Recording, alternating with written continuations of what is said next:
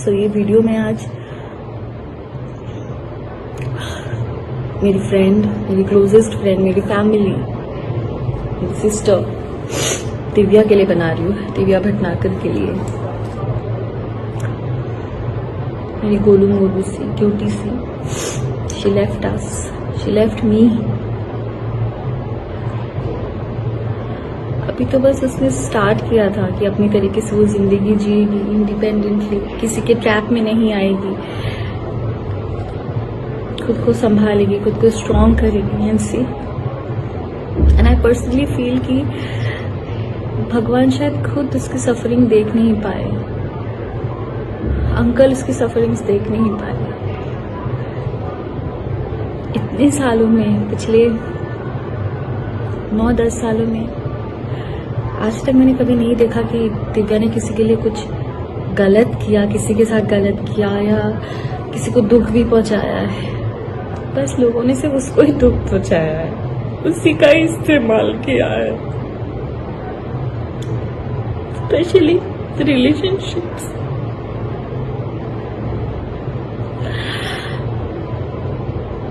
ये हर एक लड़की गलती करती है, एक रिलेशनशिप से गंदे से धोखा खाने के बाद कहीं से भी थोड़ा भी कोई सहारा दे देता है, वो लड़की बिना सोचे समझे उसे अपना सहारा मान लेती है, बिना उसका बैकग्राउंड जाने, बिना कुछ जाने। और दिव्या तो मासूम थी, एकदम भोली थी। उस पागल को तो मैं समझाती थी, मतलब अगर मैं उसे समझाती होंगी तो आप समझ सकते हो कि वो किस तरीके की थी। मैं खुद इतनी इमोशनल हूँ तो वो मेरा 1000 गुना थी। आज ये वीडियो मैं बना रही हूँ, बहुत जरूरी है ये बनाना, स्पेशली उस इंसान के लिए जिसकी वजह से मेरी दिव्या ने इतना सफर किया। आई नो कि आज दिव्या के साथ जो भी हुआ, दिव्या हमारे बीच में नहीं है, it is because of Covid. But जो मेंटल स्ट्रेस, जो फिजिकल अब्यूज उसके साथ हुआ है, कोई भी इंसान अगर उस फेज से गुजरता तो छोटी सी एक बीमारी से भी लड़ने की उस इंसान के पास ताकत नहीं होती है। तो फिर भी कोविड था। बहुत ही शराफत से, बहुत ही शांति से मैं आप सबको ये चीज बता रही हूँ, एंड स्पेशली टू यू गगन गबरू। उस दिन तूने क्या पोस्ट किया था कि उसकी माँ और भाई तेरे रिलेशनशिप्स के अगेंस्ट थे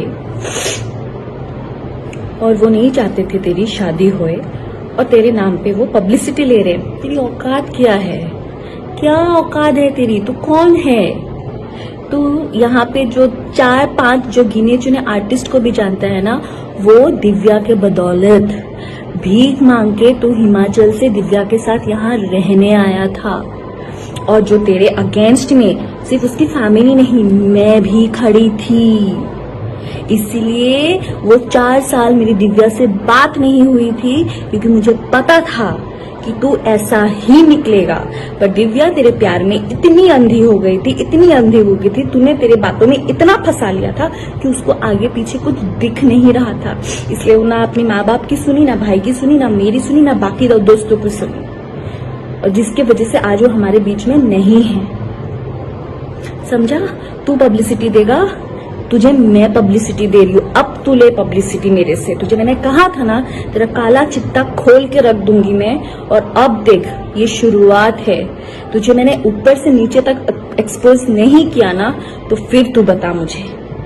तो तेरे अगेंस्ट जो हम लोग खड़े थे वो इसके लिए गगन गबरू, क्योंकि तू मॉलेस्टेशन एक केस में शिमला में तेरे ऊपर केस चल रहा था, और जिसकी सजा 6 महीने जेल में रह के तू लास्ट ईयर भुगत के आया है, वो भी बेल पे। और अभी कभी भी तू अंदर फिर से जा सकता है, और अभी तू जाएगा ही, क्योंकि तूने जो मारपीट की है दिव्या के साथ इतने सालों तक, तूने जो टॉर्चर किया है, मेंटल टॉर्चर, जिसकी वजह से वो इतनी स्ट्रेस में आ गई, इतनी बीमार पड़ गई, उसको डायबिटीज हो गया। हर एक चीज तेरे वजह से हुआ है, जो तूने उसको टॉर्चर किया है। तुझे क्या लगा कि दिव्या चली गई तो तू अभी अय्याशी करेगा तेरे गर्लफ्रेंड्स के साथ?